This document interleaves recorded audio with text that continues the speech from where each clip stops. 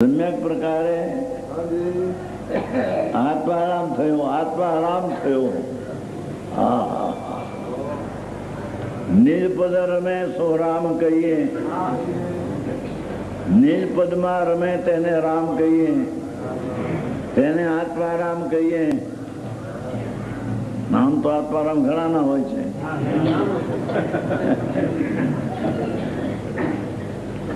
એ આત્મારામ નહીં, નિજ આત્મામાં એક જ દ્રવ્ય ઉપર રમણતા એક આત્મારામ થયો.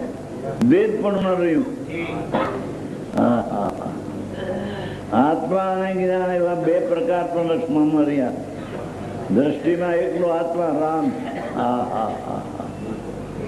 જેની વાત છે પ્રભુ, પણ વાત સાચી છે. આ કરીએ છૂટક્યો છે, નહીતર આ જન્મ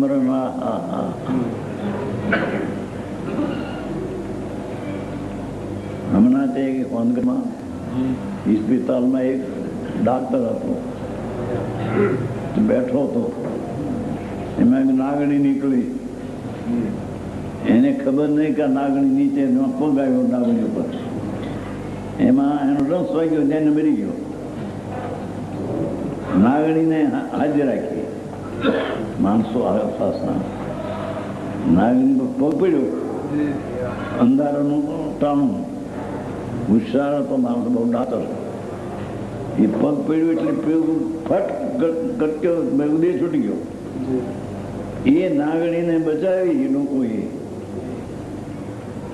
ઉપચાર કર્યા. આર્ય માણસ એનું આવી ગયું, પણ હવે એને મારી નાખવું એ ઠીક કહેવાય નહીં, આપણને શોભે નહીં. એટલે પેલો પગ દબાણ થયું હતું, એને બચાવી દીધું નાગણી. એ તો એ પર્યાય તેની તે કાલે થવાની હતી તે થઈ જાય. સમજાય છે? કાંઈ કોઈ એને બચાવી છે કે ઓલો નાગણીને લઈને મરી ગયો છે એમ નથી. એ બે છૂટવાનો સમયનો કાળ જ હતો. અને એ નાગણીને ત્યાં બચવાનો સમય છે હતો. સોનગઢ પાસે છે ને, શું કહેવાય, જીથરી હોસ્પિટલ મોટી. હે, ટીબીની હોસ્પિટલ.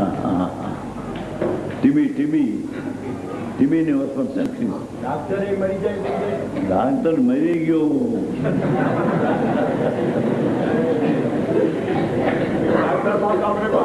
ડાક્ટર કે ડાક્ટર કલ્યાણ ભેગું એ તો મરી ગયો. નાગણી જીવતી રહી ગઈ. ડાક્ટર મરી ગયો, તરત મરી ગયો. ઝેર, નાગણીનું ઝેરનો પગ આવ્યો ને, મારો ડંખ પગમાં ઉડી ગયો. ખરાબ. એને પણ ભાવનગરનો એક ડાક્ટર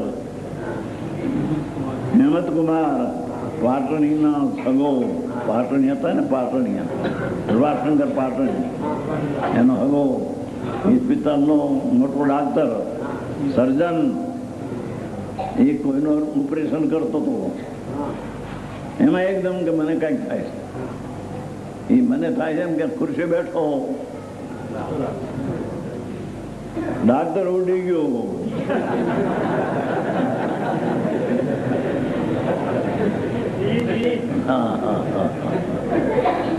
ડાક્ટર શું કરે? ડાક્ટર કોને બચાવે? પોતાને બચાવી શકે નહીં. જે સમયે દેહ છૂટવાનો પ્રભુ, તે સમય નક્કી નિર્ણય છે. તે સમયે દેહ છૂટી જવાનો. મોટો હોસ્પિટલનો સર્જન હો કે લાખ રૂપિયાના મહિનાનો પગારદાર હો, મોટા મોટા ડાક્ટર હોય તે, જેના લાખ લાખ રૂપિયાના પગાર હોય, એક ક્ષણમાં દેહ છૂટવાને સમય આવ્યો. બેવું દેહ છૂટી જાય, ફરાક નહીં. એક આત્મારામ રીત છે ધ્રુવ. એને પકડ, એને પકડ ને એનું જ્ઞાન ને એની શ્રદ્ધા કર અને એનું આચરણ કર. મહાભારતનું આચરણ કર ને એ નથી કહ્યું આમાં.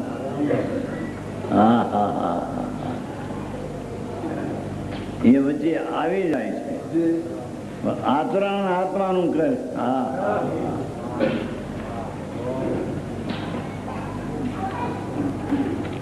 આત્મા તો નથી સ્ત્રી, નથી પુરુષ, નથી પાવૈયો, નથી ત્રિદંત, નથી મનુષ્ય, નથી દેવ, નથી નારકી, નથી કીડો. એ બધા જડના લક્ષણ છે. ભગવાન આત્મા. પૂર્ણાનંદના નાથને અંદર ઓળખી શ્રદ્ધા કરી આચરણ કર્યું, આત્મારામ થયો. જે રાગ આરામ હતો, આત્મામાં આરામ હતો, રાગમાં કુશળ હતો. ડાયા દુનિયાના કહેવાય છે ને, દુનિયાના ડાયા. એ દુનિયાના ડાયા દુનિયામાં ઊંડા જવાના, ઊંડા રખડવા જવાના. હા હા હા હા, જ્યાં દુનિયાના ડાપણ કામ આવે નથી જરીએ. આ કોણ કામ છે જેઠાલાલભાઈ? આવું તો સત્ય તો વાત છે, મેં કાને પડવી જોઈએ. આવી વાત છે બાપા, જાવું છે ને. હા હા, આવી વાત ક્યાં છે કે છે એ આત્મારામ થયો તે હું એવો અનુભવ કરું છું. જોયું? આત્મારામ થયો એવો અનુભવ કરું છું. હું એવો અનુભવ કરું છું કે હું તો ચૈતન્ય માત્ર જ્યોતિરૂપ આત્મા છું. હું તો ચૈતન્ય જ્યોતિરૂપ આત્મા છું. હા હા, આ બધા ગુણ ભેગા આવી ગયા. ચૈતન્ય માત્ર જ્યોતિમાં અવિના ભાવમાં અનંતા ગુણ ભેગા છે, એ આવી ગયા. પણ ચૈતન્યની પ્રધાનતા અસાધારણ સ્વભાવ છે. હું તો ચૈતન્ય માત્ર જ્યોતિ છું. આ રાગ નહીં, વિકલ્પ નહીં, અલ્પજ્ઞતા નહીં, અલ્પજ્ઞતા નહીં, રાગ નહીં, રાગના ફળ પુણ્ય નહીં, પુણ્યના ફળ આ ધૂળ બહારની એ હું નહીં. હા હા હા હા, હું તો એક ચૈતન્ય માત્ર જ્યોતિરૂપ આત્મા છું કે જે મહારાજ અનુભવથી પ્રત્યક્ષ જણાય છે. હા હા હા હા, કેટલી વાત મૂકી છે. જે અનુભવથી, મહારાજ અનુભવથી, હા હા, કોઈ ગુરુ ને દેવની શાસ્ત્રથી નહીં. હા હા હા, મહારાજ અનુભવથી. હા હા હા, હું ચૈતન્ય જ્યોતિ છું જે મહારાજ અનુભવથી છે ને. મહારાજ અનુભવથી પ્રત્યક્ષ જણાય છે. મહારાજ અનુભવથી પ્રત્યક્ષ જણાય છે. હા હા હા હા, ગાથા બહુ અલૌકિક. હું ચૈતન્ય માત્ર જ્યોતિરૂપ આત્મા કે જે મહારાજ આત્મામાં અનુભવથી જણાય છે. હા હા હા, હવે કે હું કેવો જુદો છું કોનાથી? છું એ ચૈતન્ય માત્ર જ્યોતિ છું, પણ કોનાથી જુદો છું એનું જ્ઞાન કરાવે છે. ચિન્હ માત્ર આત્મા ને ચિન્હ માત્ર આકારને લીધે હું તો જ્ઞાન માત્ર આકાર વાળો ચૈતન્ય સ્વરૂપ, એને લીધે કર્મરૂપ અને અકર્મરૂપ. કર્મરૂપ એટલે ગતિ કર્મરૂપ છે, એક પછી એક ગતિ કર્મરૂપ છે. અને અકર્મ એટલે જોગ ને દિશા અને જ્ઞાન અક્રમ એક સાથે છે. અક્રમ એટલે પર્યાય અક્રમ ફરે એ વાત નથી. પર્યાય તો કર્મ જ છે, પણ આ અક્રમ એટલે કર્મ એટલે ગતિ એક પછી એક કર્મરૂપ, એ પણ નહીં. અને અક્રમ એટલે જોગ ને દિશા ને કસાય ને જ્ઞાન એ કાર્ય હોય એ પણ પર્યાય, એટલો એવું નહીં. અક્રમ બધી સામે અક્રમ બધ આવ્યું. એ કર્મ ની સામે અક્રમ નથી. અક્રમ અક્રમ એ ક્રમસર છે. શું કીધું કે એક પછી એક ગતિ છે તે ક્રમસર છે, પણ ક્રમસર કાળે જોગ, નિશા, કષાય, રાગ આદિ જે એક સાથે છે એને છે તો પર્યાયમાં, છે તો કર્મબદ્ધમાં આવેલા, પણ એક હારે છે એને અકર્મ કે છે. એક હારે છે માટે અકર્મ કે છે, અને ગતિ એક હારે નથી તેને કર્મ કે છે. સમજાણું કઈ? પાછું કર્મ કર્મ એમ નથી કે ક્રમબદ્ધ છે ને અકર્મબદ્ધ પણ છે આત્મા, એમ નથી. હા હા હા હા.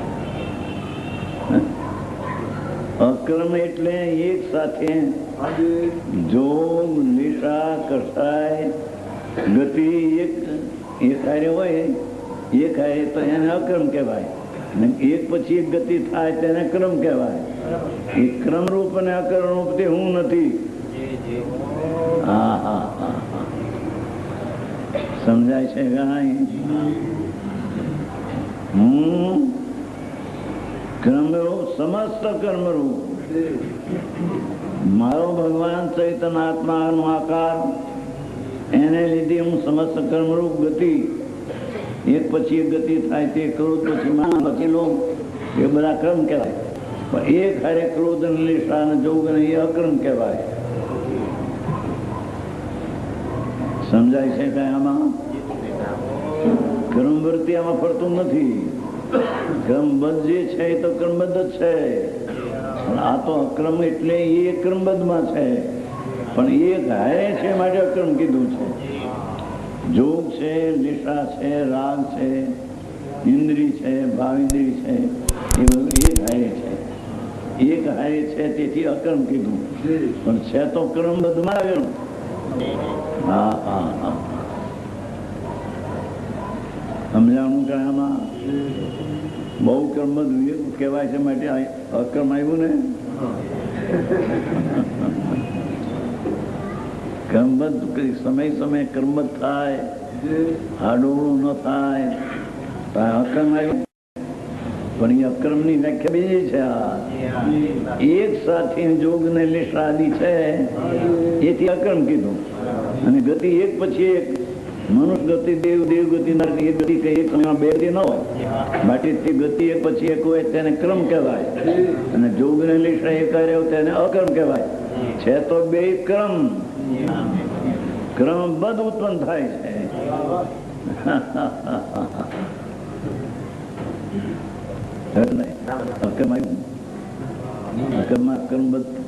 ખોટું પડી જાય એમ નથી. આ અક્રમ એવો અર્થ નથી. અક્રમ નો તો એક હારે જ્ઞાનની પર્યાય, જોગની પર્યાય, રાગની પર્યાય એક સાથે છે એને અક્રમ કહીએ. અને ગતિ એક સાથે ન હોય, ગતિ નારક વખતે મનુષ્ય અક્રમ રૂપે પ્રવર્તતા છે. ભાવથી ભેદ થતો નથી. એવા ક્રમ ને અક્રમ ભાવથી ભેદરૂપ થતો નથી. હું તો વેદ છું, ભલે એક સાથે ગતિ ફેરો હોય, હું તો વેદ એકાર છું. આ ભેદ થી